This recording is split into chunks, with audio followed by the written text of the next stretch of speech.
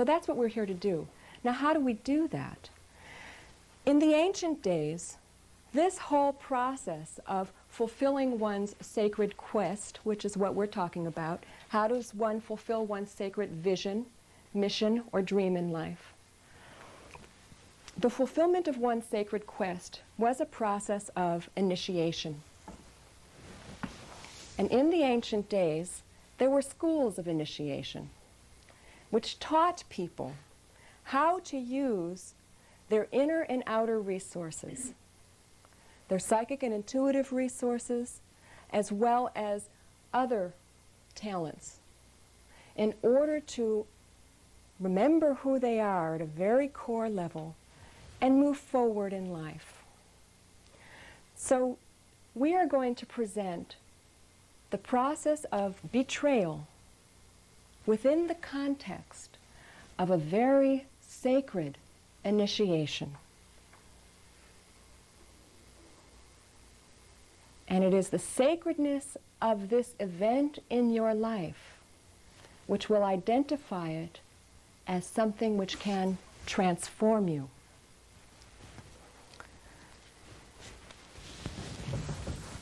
Any questions on this before we move on to how and what an initiation is? That somehow my sacred quest has become, if I just transpose the A and the C, it's more like my scared quest. And that's what my sense of who I am today anyway is. I'm pretty much scared most of the time. Mm-hmm. And I don't. Which is phase 5 of the betrayal response. Fear. Fear, yeah. Control, manipulation. Which is a very important point. How do we handle the fear is really what it's about. And that's what initiates were taught in the schools of initiation. That's what they were all about, is how do we work with ourselves. The thing about fear is that we happen to have animal bodies. No matter how spiritual we are, we are still mammals with warm blood and warm hair and all of that stuff. And basically, mammals are animals that are subject to an adrenal response. When faced with the unknown, there is an immediate fight, flight, freeze, faint, fear reaction. Can't help it. It's wired in. We kick off and we react to anything new, no matter how glorious and wonderful it might be, with fear. And there are 4 basic fear responses. According to movement psychologist Stuart Heller, I'll just put these out since you brought up fear. The 4 basic fear responses have emotional correspondences to them. We've got the fight, and the flight, and the freeze, and the faint. On an emotional level, these look like what we think of as fear, what I call panic. The faint response, now in human consciousness, that faint response is what happens when we go out of our mind. And we go out of our mind in a couple different ways. One way we go out of our mind is called spacing out. Another way that we go out of our mind is we go mad. Okay? So anger is a real typical fear response, contrary to the fight response. The fight response is more along the lines of the response that the martial artists talk about, which is meeting life head on, full and joyful, which has to do with confrontation. Notice, confrontation and anger are not the same thing. In our culture, we have those confused, but they are not the same thing. And the freeze response is associated with what we call grief, sadness, tears. So if you find yourself breaking down and crying, if you find yourself getting really mad, if you find yourself spacing out, if you find yourself panicking, great, you're in a fear response. Your animal body is working, in case you were wondering. The next question is, now what? Now what do you do now that you realize once again that you're an animal? Okay? How do you move beyond that part of yourself and incorporate that part of yourself into the wisdom of spirit? Which brings us to the initiation teachings.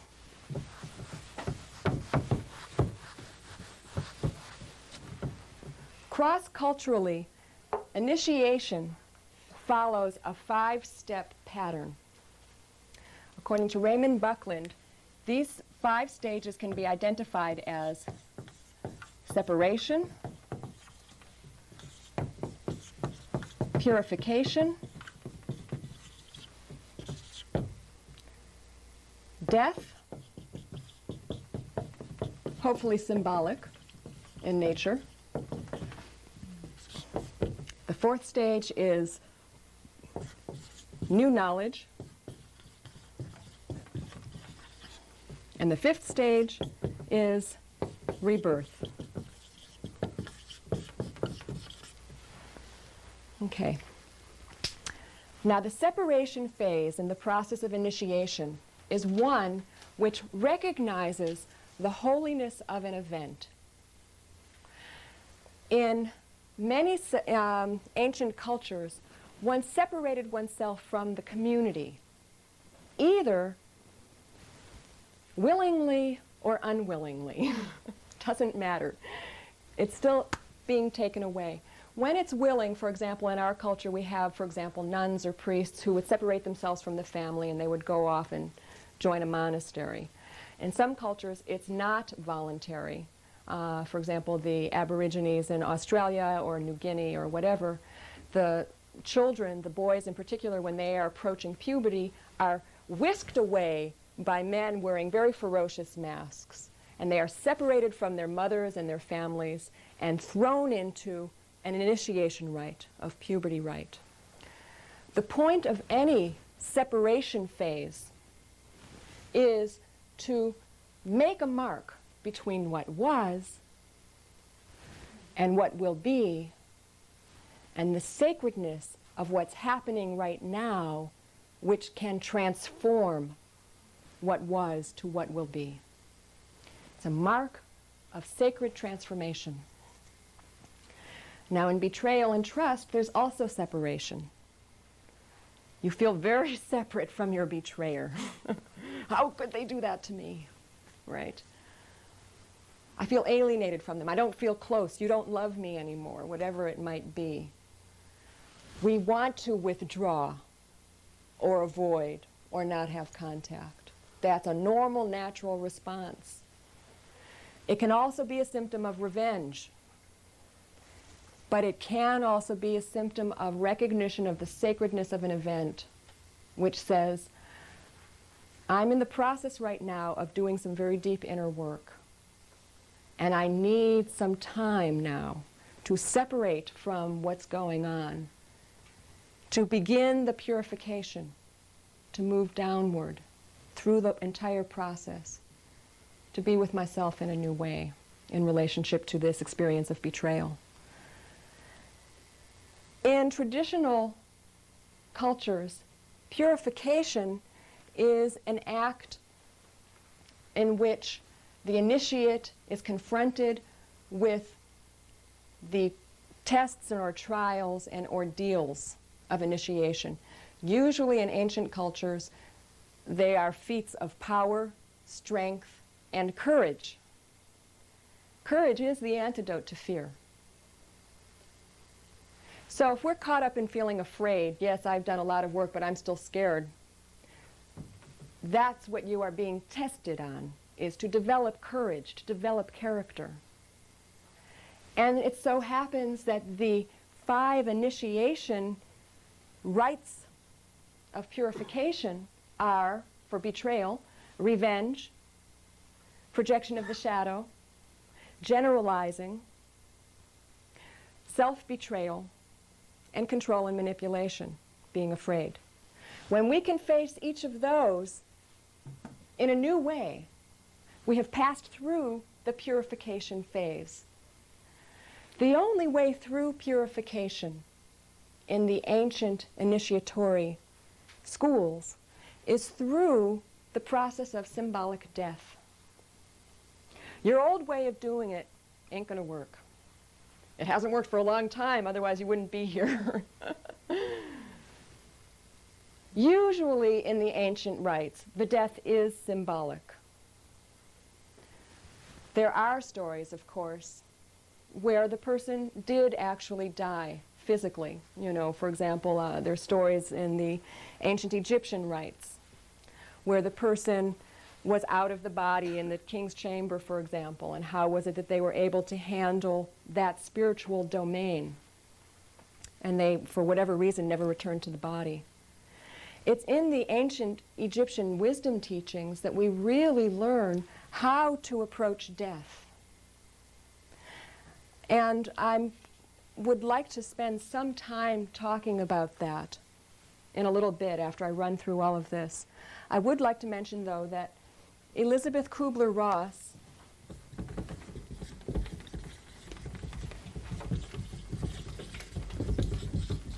has identified 5 stages of the death and dying process. And I'd like to mention that these 5 stages come up for us whether we are dying physically because we're terminally ill, or because a dream is dying, or a part of ourself is dying, or something symbolic is dying, a relationship, whatever it might be. Those 5 stages are denial, anger, rationalization, depression, and finally acceptance. So if you are in any of these emotional experiences, it's a good sign. You're in the death phase of your initiation process. Now, denial, I'd like to say, it's hard for us to know when we're in denial because, after all, we're denying it. In terms of the betrayal response, denial looks like minimization. It looks like, well, he only slept with her once, you know. Then we're robbing ourselves of the deep emotional impact which can truly transform us. It's not about whether he slept with her or didn't sleep with her. It's really about taking the energy of those emotions and using it for our growth, to move us to a new state of consciousness. I'd like to say that that is the point of the purification phase, which I forgot to mention. In the purification phase, these little boys, or adults going through betrayal, are shocked into a new state of awareness. That's the point. Shock is a very common instrument of ancient initiatory teachings. Betrayal is a shock to consciousness as well. Hopefully it's enough of a shock to shift us into an expanded state of awareness where we move out of our traditional response and into an expanded, new, non-traditional response. Okay, so minimization, discounting the event, withdrawing from the event, avoiding the event, all of these are symbols of denial. Anger looks like frustration, anger, impatience, criticism. All of these are forms of anger. When we get into the rationalizing phase of the betrayal, symbolic death, we start trying to make sense of things, but usually based on our resentment, if we've been betrayed, or our regret, if we've been the betrayer. Doesn't matter if we're the betrayer or the betrayed. Deep regret or deep resentment are both feelings which we then righteously hold on to our point of view or opinion. That righteousness is a keynote in the betrayal death blow. The 4th phase is what we usually think of, which has to do with the grief, the sadness, the tears, the hurt, the heaviness. Whenever you think of that person, your whole body just feels heavy, whatever it might be.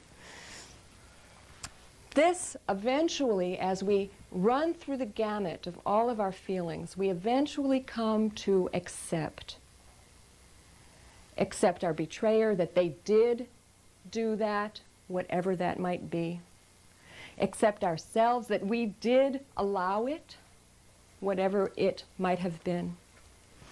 The key in acceptance is not so much forgiving the person for what they did. James Hillman has a wonderful quote, which I love. It's not that forgiving is forgetting. It is the remembrance of the wrong transformed within a wider context.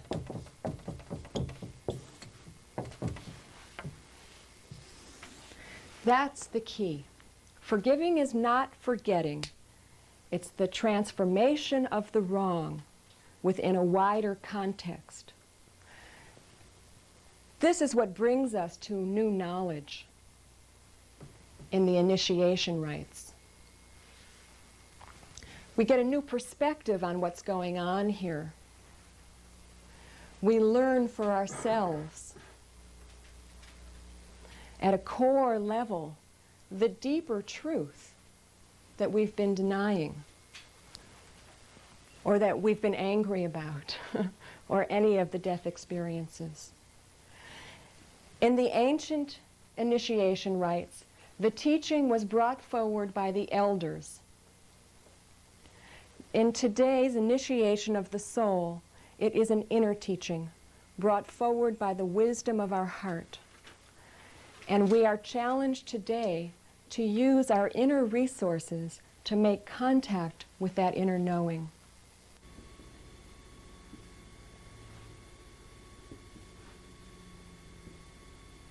Intuition is key to the new knowledge.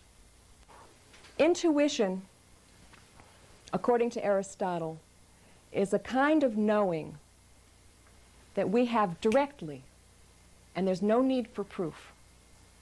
Intuitive reason, according to Aristotle, was as accurate and valid a way of coming to truth as scientific reason. Scientific reason also came to truth through proof. And both scientific reason and intuitive reason are very distinct from opinion, or justification, or explanation.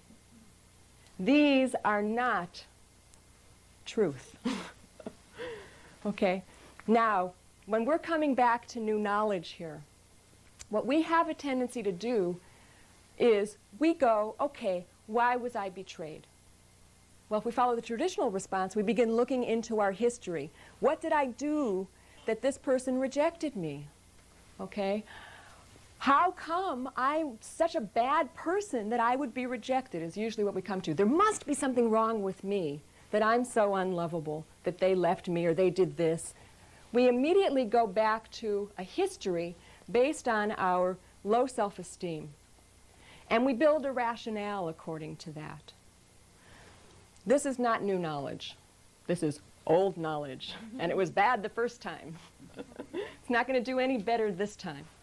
The key is to go to something beyond the opinions and generalizations that we suffered as children, which determine why we are in such a bad place today again. The key is to access new tools. Now, some of the intuitive tools that we have are to use our inner vision, our inner hearing, our inner clairsentient feeling, our expanded perception. So, the key to accessing our intuition, according to Nell Noddings, is that we must become receptive.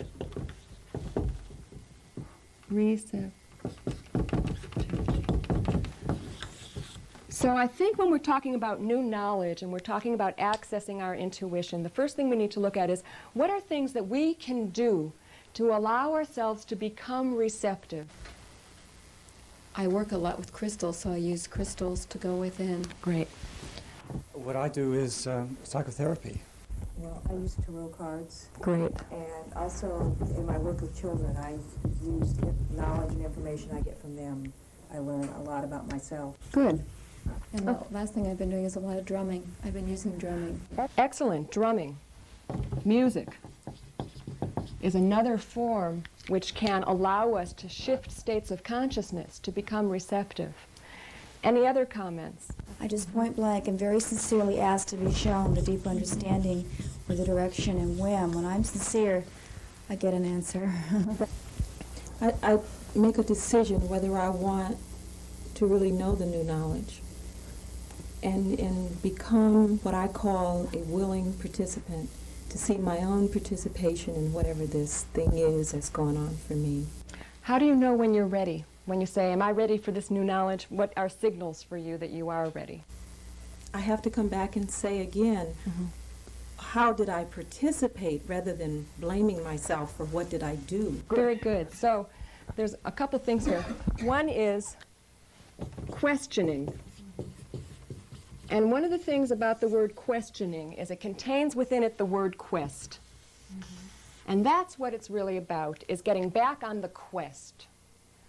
So some very good questions, not answers, questions, are, what did my soul have in mind for me, putting me in this situation?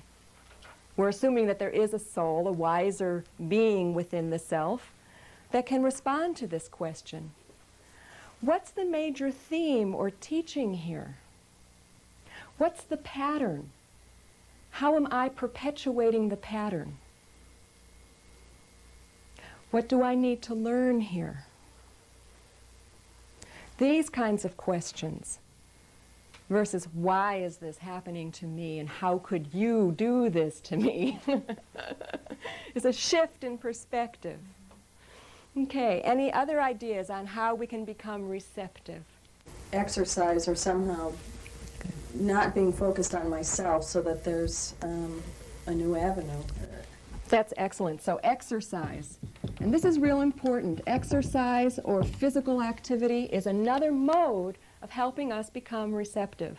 Whether it's Tai Chi or yoga or jogging or tennis, it doesn't matter. Something that helps us shift mode. Okay?